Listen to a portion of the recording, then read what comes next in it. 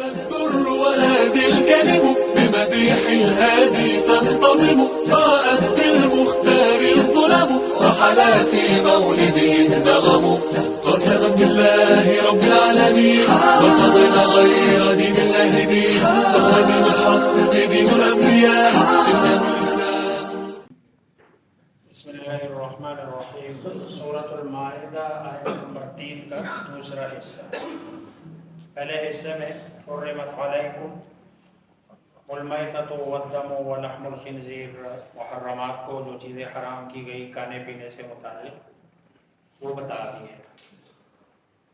یہ جو آیت کا دوسرا ٹکڑا ہے اس کی وجہ سے اس آیت کو آیت اکمال اور تکمیل بھی کہتے ہیں کہ اللہ تبارک و تعالیٰ نے اس آیت میں یہ اعلان فرمایا کہ دین آج کے دن اپنے اصول کے ساتھ ضوابط کے ساتھ مکمل ہو گیا. یہ جو آیت ہے یہ رسول اللہ صلی اللہ علیہ وسلم پر 9 ہجری ہے. گویا کہ رسول اللہ صلی اللہ علیہ وسلم کے وصال سے تقریباً 2 مہینے 10 دن پہلے یا 12 دن پہلے، جو آپ صلی اللہ علیہ وسلم کے وصال کی تاریخ میں جو اختلاف ہے اسی کو بنیاد بنا کر 2 مہینے 10 دن یا 2 مہینے 12 دن نہ، اس سے پہلے یہ آیت تک نازل ہوئی ہے. اور اس آیت کے بارے میں آتا ہے یہ قرآن کریم کی احکامات کے اعتبار سے سب سے آخری آیت ہے. الیوم یئس الذین کفروا، اور یہ جمعے کا دن ہے، عصر کی نماز کے بعد کا ٹائم ہے جو رسول اللہ صلی اللہ علیہ وسلم اور میدان عرفے کا ہے. یہ آیت نازل ہوئی ہے الیوم یئس الذین کفروا. اس سے پہلے حج 9 میں ہوا فرض. آپ صلی اللہ علیہ وسلم نے اس حج میں حضرت ابوبکر صدیق رضی اللہ تعالیٰ عنہ کو اپنا نائب نمائندہ امیر بنا کر بھیجا. 300-350 صحابہ ساتھ گئے ہیں اس حج میں. دوسرا حج پھر خود رسول اللہ صلی اللہ علیہ وسلم نے، لیکن یہ والا حج آپ نے مکہ کے فتح ہونے کے بعد کیا ہے. اور وہ جو پہلا والا حج تھا وہ مکہ کے فتح ہونے سے، چونکہ حکم نازل ہوا تھا انما المشرکون نجس فلا يقربوا المسجد الحرام بعد عامهم هذا. حکم تو تھا لیکن رسول اللہ صلی اللہ علیہ وسلم کے پاس وہ طاقت نہیں تھی جس کی بنیاد پر آپ صلی اللہ علیہ وسلم ان کو روک سکتے. تو پہلا والا حج رسول اللہ صلی اللہ علیہ وسلم نے اس لیے نہیں کیا کہ حکم تو میں نے بتا دیا، اللہ نے نازل فرمایا، میں نے بتا دیا کہ مشرکین خانہ کعبہ کے قریب نہیں آئیں گے، اور اب میں جاؤں گا 300-350، ظاہری بات ہے 300-350 بندے وہاں پورے مکے میں سارے مشرک ہے، کافر ہے، ان کو روکنا مشرکین کو ممکن نہیں تھا. اس لیے آپ صلی اللہ علیہ وسلم نے پہلا حج نہیں کیا. دوسرا حج پھر خود رسول اللہ صلی اللہ علیہ وسلم امیر بنے اور صحابہ کرام رضوان اللہ تعالی علیہم اجمعین کو یہ سن 9 ہجری ہے. اور اس حج میں صرف مسلمان تھے، ایک بھی مشرک اس حج میں مسلمانوں کے ساتھ شریک نہیں ہوا. اللہ کا وہ جو حکم فَلَا يَقْرَبُ الْمَسْجِدَ الْحَرَامَ بَعْدَ عَامِهِمْ هَذَا، وہ رسول اللہ صلی اللہ علیہ وسلم نے پورا کر کے دکھایا. یہ اس حج کے دورانیے میں آپ صلی اللہ علیہ وسلم نے یہ آیت پڑھی ہے اور یہ نازل ہوئی آپ پر الیوم، آج کے دن.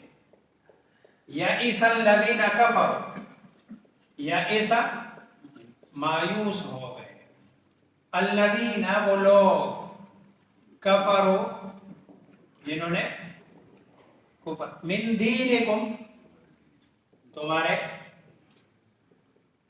دین سے. کیا مطلب؟ دین کی ناکامی سے. اب ان کو پتہ چل گیا کہ اب یہ دین آگے بڑھنے والا ہے، اب یہ ناکام نہیں ہوگا. کیوں؟ اس لیے کہ حکومت، سلطنت، سیادت، قیادت یہ ساری چیزیں ان کے ہاتھ میں آ گئی. اور مکہ جدھر سے رسول اللہ صلی اللہ علیہ وسلم ہجرت کر کے گئے تھے وہاں واپس آپ صلی اللہ علیہ وسلم فاتح بن کر آ گئے اور تشریف لائے. تو الیوم یئس الذین کفروا، آج کے دن مایوس ہو گئے وہ لوگ جنہوں نے کفر کیا، من دینکم تمہارے دین کی ناکامی سے. فلا تخشوہم، اب آج کے بعد تم نے کافروں سے ڈرنا نہیں. ڈرنے کی ایک ہی جگہ رکھ دو, وَخْشَوْنِی, ڈرو تو کس سے ڈرو؟ مجھ سے ہی ڈرو, کافروں سے نہ ڈرو. فلا, پس, نہ, تا, تم, خشیت, ڈرو, ہم, یہ الذین کفروا, ان سے. وَخْشَوْ, اور ڈرو. نی, یہ اصل میں ہے یہ نی, لیکن یہ نون کا زیر بتا رہا ہے کہ اس کے علاوہ کہیں نون پہ زیر آتا ہی نہیں ہے کہ یا اس کے بعد نہ ہو, اس لیے یہ عربی زبان میں لغت میں اس کو ہٹا دیتے ہیں کہ جو عربی کو سمجھتے ہیں اس کو پتہ چلتا ہے کہ اور ڈرو نی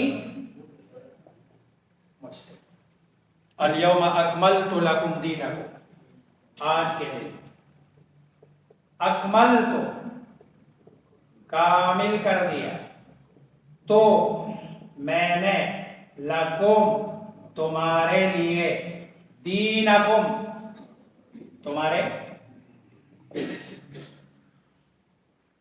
رسول اللہ حضرت عمر رضی اللہ تعالی عنہ کے سامنے ایک دن ایک یہودی آئے, تو انہوں نے کہا آپ لوگوں کی کتاب میں ایک آیت ہے نا, اگر وہ ہم پہ نازل ہوتی نا وہ آیت, تو ہم اس دن کو خوشی کے مارے اپنے عید کا دن بنا لیتے.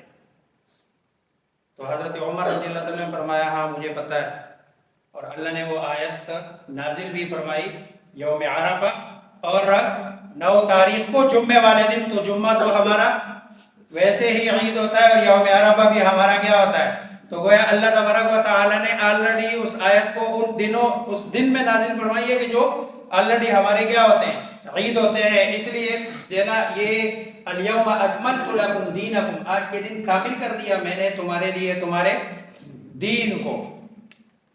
قوت کے اعتبار سے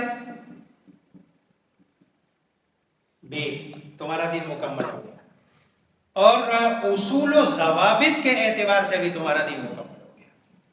گویا کہ جو اصول بتا دیے, جیسے پیچھے حرام کے احکامات سارے بتا دیے, اصول و ضوابط کے اعتبار سے بھی تمہارا دین آج کے دن مکمل ہو گیا. اب اگلا سوال یہ ہے کہ بھئی اگر دین مکمل ہے تو پھر اس کے بعد ظاہری بات ہے اجماع ہے, قیاس ہے اور اجتہادات ہے, اس کا کیا مطلب ہے؟ یہ جو اجماع ہے, قیاس ہے, اجتہادات ہے, یہ اصول و ضوابط کی روشنی میں ہے. اصول قرآن کے, حدیث کے, کوئی بھی بندہ اس کو تبدیل نہیں کر سکتا, لیکن اس اصول سے ظاہری بات ہے جب ہر زمانے میں نت نئے مسائل آتے ہیں, اس نت نئے مسائل کو قرآن و حدیث کی روشنی میں اس کا حل نکالا جاتا ہے. تو وہ اس کے خلاف نہیں ہے اور نہ اس کے اگینسٹ ہے کہ کوئی بندہ کہے کہ بھئی اللہ نے تو بتا دیا الیوم اکملت لکم دینکم, اس کا مطلب یہ ہے کہ قرآن کے علاوہ اب تو آگے ظاہری بات ہے قرآن کے بعد اس کے بعد پھر احادیث کا سلسلہ بھی چلا. رسول اللہ صلی اللہ علیہ وسلم نے اس کے بعد بہت سارے فرمودات بتا دیے. اب وہ سارے فرمودات ظاہری بات ہے قرآن کی اور حدیث کی روشنی میں ہے. وَأَتْمَمْتُ عَلَيْكُمْ نِعْمَتِي, اور تمام کر دی, پوری کر دی میں نے, علیکم, تم پر, نعمتی, اپنی. اور یہ نعمت کیا ہے؟ یہ دین ہے. یہ نعمت کیا ہے؟ یہ دین ہے. یہ دین کی صورت میں جو نعمت تھی وہ میں نے آج تمہارے لیے پوری کر دی. وَرَضِيتُ لَكُمْ, اور میں راضی ہوا, لکم, تمہارے لیے, الاسلام, اسلام کو, دینن, باعتبار دین, باعتبار دین کے میں تمہارے لیے اسلام پر راضی ہے. اور قرآن یہی کہتا ہے کہ ما کان ابراہیم یہودیا ولا نصرانیا ولکن کان حنیفا مسلما, وہ بھی اسلام. یہ انبیاء علیہم السلام سب, اور اسلام کیا ہے؟ لا الہ الا اللہ, لا الہ الا اللہ تبارک و تعالی کی توحید پر ڈٹنا, یہ جو نا اسلام. جیسے کہ حدیث میں آتا ہے رسول اللہ صلی اللہ علیہ وسلم فرماتے ہیں آباؤنا واحد و امہاتنا شتیٰ, کہ ہم سب کا باپ, جتنے بھی انبیاء ہیں نا سب کا باپ ایک ہے, مائیں الگ الگ ہیں. کیا مطلب؟ مطلب یہ ہے کہ جو کلمے کا پہلا حصہ ہے اس کو رسول اللہ صلی اللہ علیہ وسلم بمنزلہ یعنی توحید کو بمنزلہ باپ کے قرار دے رہے ہیں۔ اس پہ سارے انبیاء حضرت آدم علیہ السلام سے لے کر سرکار دو عالم محمد مصطفیٰ صلی اللہ علیہ وسلم، یہ پہلا والا جملہ لا الہ الا اللہ، اس پر تمام انبیاء ہے۔ باقی جو دوسرا ہے حصہ منہج طریقہ کہ بھئی کیسے آپ چلیں گے، ظاہری بات ہے ہر زمانے کے اعتبار سے الگ الگ ہے، اس لیے وہ امہاتنا شتیٰ، ہماری جو مائیں ہیں وہ ساری کیا ہے، الگ الگ ہے، گویا کہ دین ایک ہے لیکن شریعت ہم سب کی الگ الگ ہے، اور یہ چلتا رہا، اور آخری شریعت محمد مصطفیٰ صلی اللہ علیہ وسلم جتنی شریعتیں تھی وہ منسوخ ہونے کے لیے آئی تھی، زمانے کے اعتبار سے جب ٹائم گزرا وہ منسوخ ہو گئی۔ الیوم اکملت لکم دینکم کا مطلب یہ ہے کہ آج کے بعد وہ جو شریعت حضرت آدم سے چلی تھی سرکار دو عالم محمد مصطفیٰ صلی اللہ علیہ وسلم پہ جا کے وہ اپنی تکمیل تک پہنچی، آج کے بعد کوئی شریعت نئی آئے گی بھی نہیں، اور نہ کوئی حکم جو رسول اللہ صلی اللہ علیہ وسلم پہ ختم ہو گیا منسوخ بھی نہیں ہوا۔ اگر قرآن کریم میں ختم نبوت پر کوئی اور دلیل نہ بھی ہوتی تو ختم نبوت پر یہ والی آیت کافی ہے، اسی سے دلیل پکڑی جا سکتی ہے کہ اللہ نے بتا دیا الیوم اکملت لکم دینکم، دین کو میں نے کمال تک پہنچا دیا، اور اب مزید کسی نبی نے بھی نہیں آنا، جو بھی جس شکل میں بھی آتا ہے وہ اللہ کا نبی نہیں ہوگا، وہ جھوٹا ہوگا، اور اسی کو رسول اللہ صلی اللہ علیہ وسلم فرمایا کہ 30 دجالون کذابون، 30 بندے آئیں گے جو دجال ہوں گے، جھوٹے ہوں گے، کلہم یزعم انہ نبی، ہر ایک بندے کا دعویٰ یہ ہوگا کہ وہ نبی ہے، اور الا انہ لا یکون بعدی نبی، خبردار یاد رکھو میرے بعد کسی نبی نے آنا نہیں ہے، چاہے وہ کسی بھی شکل میں ہو، وہ جھوٹا ہوگا۔ فمن استر، آیت کا پہلا ٹکڑا، پھر اس کو دہرایا جائے، فمن استر پاس مان جو، استر اردو کا لفظ ہے، بس صرف یہ بیچ میں شد ہے، استرا لاچاری مجبوری، فمن استر بس جو مجبور کیا جائے یا مجبور ہو جائے، فی مخمصۃ، مخمصہ کہتے ہیں بھوک کی شدت،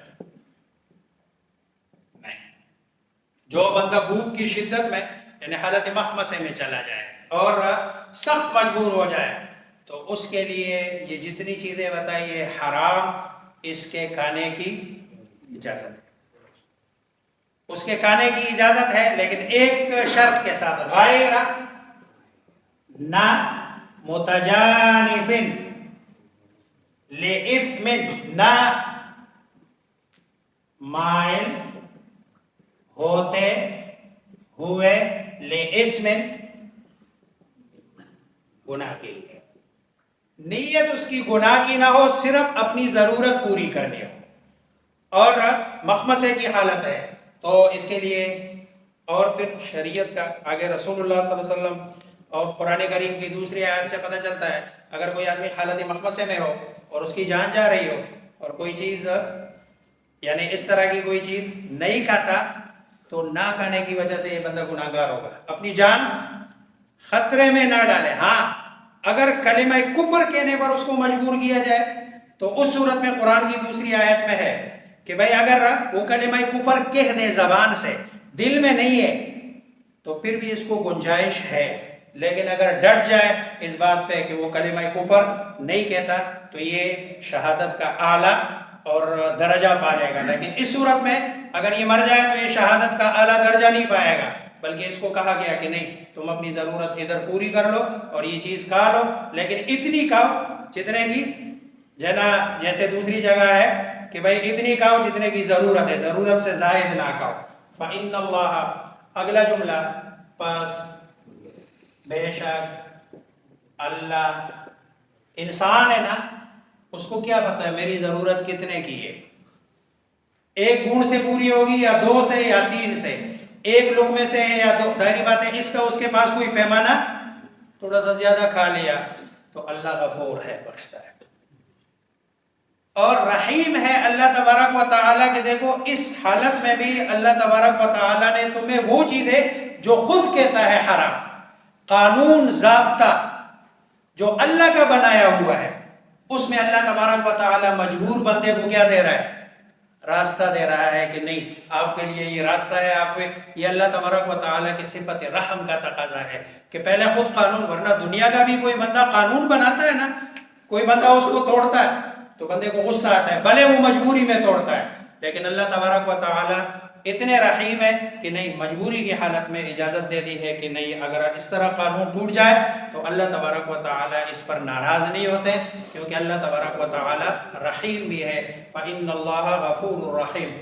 الْيَوْمَ يَئِسَ الَّذِينَ كَفَرُوا مِن دِينِكُمْ، آج کے دن مایوس ہو گئے وہ لوگ جنہوں نے کفر کیا تمہارے دین سے، فَلَا تَخْشَوْهُمْ، پس تم نہ ڈرو ان سے، وَاخْشَوْنِي، اور ڈرو مجھ سے، الْيَوْمَ أَكْمَلْتُ لَكُمْ دِينَكُمْ، آج کے دن کامل کر دیا میں نے تمہارے لیے تمہارے دین کو، وَأَتْمَمْتُ عَلَيْكُمْ نِعْمَتِي، اور تمام کر دی، پوری کر دی تم پر اپنی نعمت، وَرَضِيتُ لَكُمُ الْإِسْلَامَ دِينًا، اور تمہارے لیے میں راضی ہوا اسلام کو بطور دین کے، فَمَنِ اسْتُرَّ فِي مَخْمَصَةٍ، پس جو مجبور ہو جائے بھوک کی شدت سے، غیر متجانف لِإِثْمٍ، گناہ کی طرف مائل ہوئے بغیر، فَإِنَّ اللَّهَ غَفُورٌ، پس بے شک اللہ تبارک و تعالی بخشنے والا ہے، رحیم اور رحم کرنے والا ہے۔ اللہ مجھے آپ سب کو سمجھنے عمل کرنے کی توفیق عطا فرمائے۔